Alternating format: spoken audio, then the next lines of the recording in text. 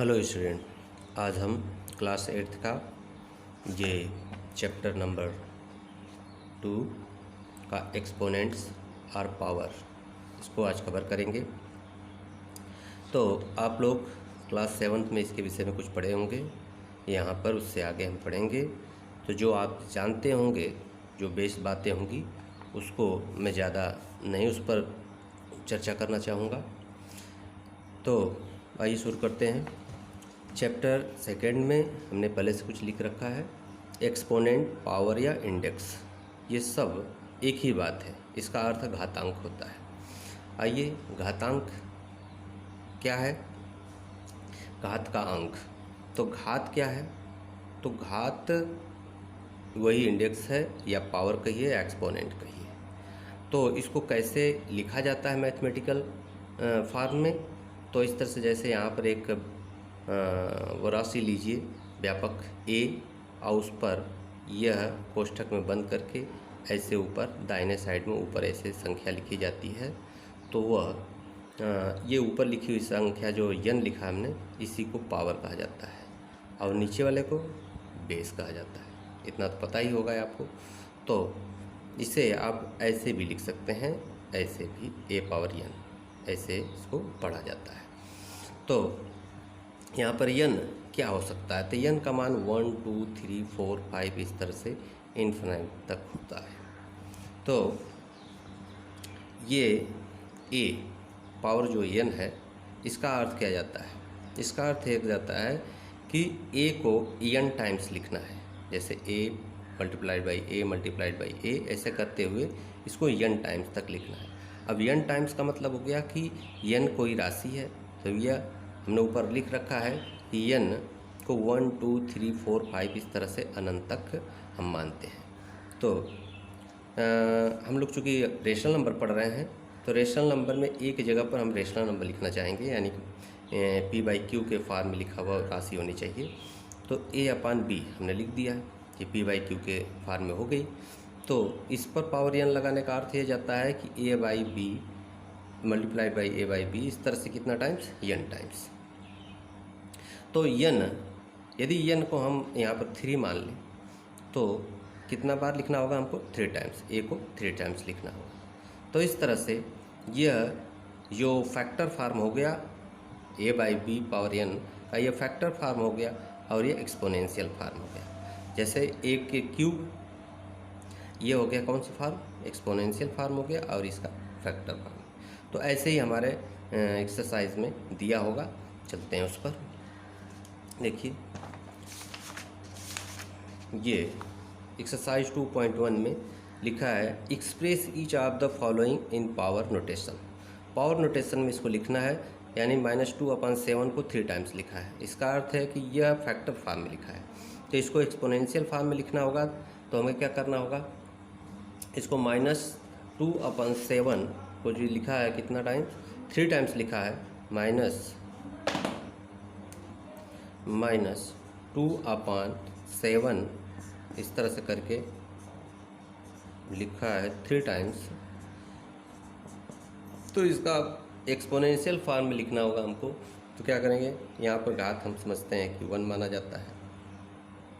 तो ये कितने? -2/3 का 3 फैक्टर है, और उस पर 1 पावर है।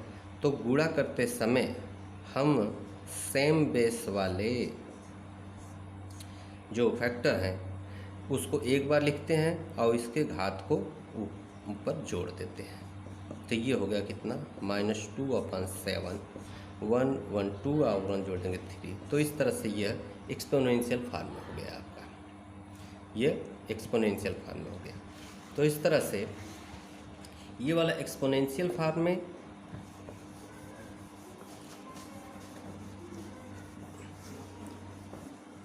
ये एक्सपोनेंशियल फॉर्म में दिया था, फैक्टर फॉर्म में दिया था, एक्सपोनेंशियल फॉर्म में लिखे हैं। और ये एक्सपोनेंशियल, दूसरा सवाल देख लीजिए इसमें का, ये दिया है -2/5 का स्क्वायर, ये दिया है एक्सपोनेंशियल फॉर्म में। इसको हमको रेशनल नंबर में लिखना है। लिखा भी है कि express each of the following power of rational number as a rational number. Rational numbers में जितने दिए हुए हैं पावर के रूप में, तो इसको हमको रेशनल नंबर के रूप में लिखना है। तो इसका -2/5 का होल स्क्वायर, इसका अर्थ जाता है कि -2/5 को 2 टाइम्स लिखेंगे हम। और 2 टाइम्स लिखने का ईयर जाता है, जैसे 2 × 2 4 होता है, तो इसका भी आपस में, ये रेशनल नंबर इनका भी आपस में गुणा होगा, तो ये हो जाएगा माइनस और माइनस में गुणा होगा तो हो गया क्या, प्लस। प्लस लिखो या मत लिखो, 2 और 2 में गुणा करेंगे तो 4, अब 5 में गुणा होगा 25। तो ये हो गया आपका रेशनल नंबर। ये एक्सपोनेंशियल फॉर्म में था, तो यह रेशनल नंबर में हो गया। अब आइए इसी तरह से थर्ड वाला है। इसमें थर्ड वाला दिया है इसमें कि ये दिखा है -125/729, इसको लिखना है हमको एक्सपोनेंशियल फॉर्म में, यानी पावर नोटेशन में लिखना है। तो आपको पता है कि ये फैक्टर इसका करेंगे तो 125 का करेंगे तो कितना हो जाएगा, ये 5 × 5 × 5 3 टाइम्स हो गया। और उसी तरह से ये 3 टाइम्स हुआ ऊपर वाला, तो ये नीचे वाला को भी 3 फैक्टर में करेंगे। ऐसे इसको आप करेंगे तो 3 का ये 6 टाइम्स 6 फैक्टर बनेगा। लेकिन इसमें आप ऊपर वाला देखिए 3 है, तो नीचे वाला को भी जो राशि है उसको 3 फैक्टर में करना होगा। 9 9 जा 81 हो, 1 9 जा, इस तरह से 729 आ जाएगा। अच्छा, यहाँ पर माइनस आया है तो -5 -5 चूँकि आपको पता है कि ये माइनसों की संख्या फैक्टर में यदि आड में है तो उसका गुणा करने पर आपस में आड आएगा, मतलब माइनस आएगा। और यही संख्या यदि किस में है, यदि ये 4 होता यानी कि इवन में होता तो आपस में इन माइनसों का गुणा करते तो यहाँ पर प्लस में आ जाता। तो यहाँ माइनस में आया है तो माइनस में 3 है तो आ ही जाएगा। तो इस तरह से ये क्या हो गया, फैक्टर फॉर्म में हो गया। अब इसको करना है हमको एक्सपोनेंशियल फॉर्म में लिखना है। तो एक्सपोनेंशियल फॉर्म में लिखेंगे तो क्या 3 टाइम्स ऊपर 3 लग जाएगा, 3 हो जाएगा। तो -5/9 का एक्सपोनेंशियल फॉर्म में लिखेंगे तो -5/9 का पावर 3 होगा। तो इस तरह से इसे आप करिएगा। 4 वाला में पूरा करिएगा। 4 वाला में देख लीजिए, 4 वाला में है इसमें पहला वाला कैलकुलेशन बड़ा हो जाएगा, छोड़ दे रहा हूँ मैं। सेकंड वाला बता दूँ 4 का, यह 3/7 का पावर है माइनस में 2।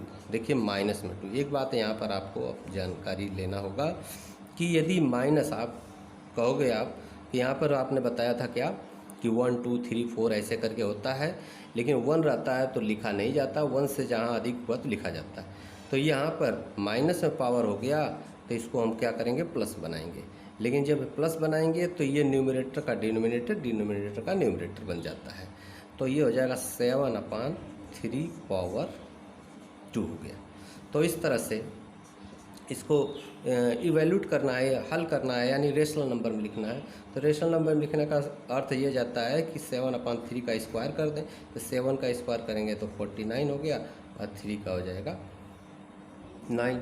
तो इस तरह से ये आपका रेशनल नंबर के फॉर्म में आ गया। तो इस तरह एक पॉइंट और बता दें आपको पता होगा कि ये 5 वाला में है यहाँ 8/13 पावर 0, यहाँ पर 0, तो यहाँ पर 0 पावर आ गया। तो बताया गया है आपको पिछली कक्षाओं में कि किसी भी राशि, कोई भी राशि बेस के रूप में, उसका एक्सपोनेंट यदि 0 है तो उसका मान 1 होता है।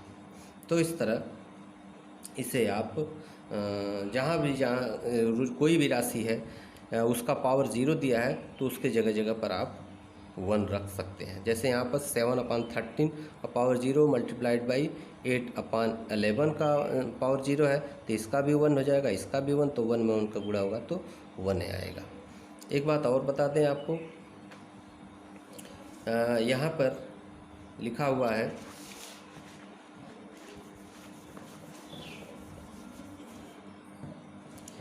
यहाँ पर लिखा है आपका 13/17 पावर 2 और यहाँ पर लिखा है 13/17 पावर -3, तो -3। तो यहाँ पर देखिए यह दोनों का बेस बराबर है और दोनों को गुणा करना है। तो हमको पता है कि जब बेस बराबर होते हैं दोनों का आपस में गुणा करना होता है, तो दोनों एक बार बेस लिख करके और उसके घात को जोड़ देते हैं। गुणा करना है तो जोड़ देते हैं, भाग देना होता है तो घटा देते हैं। तो 2 और -3 जोड़ेंगे तो हो जाएगा कितना, -1 हो जाएगा। अब बड़े पद में से छोटा पद घटा, -1 हो गया। तो इस तरह से आपका ये हो गया।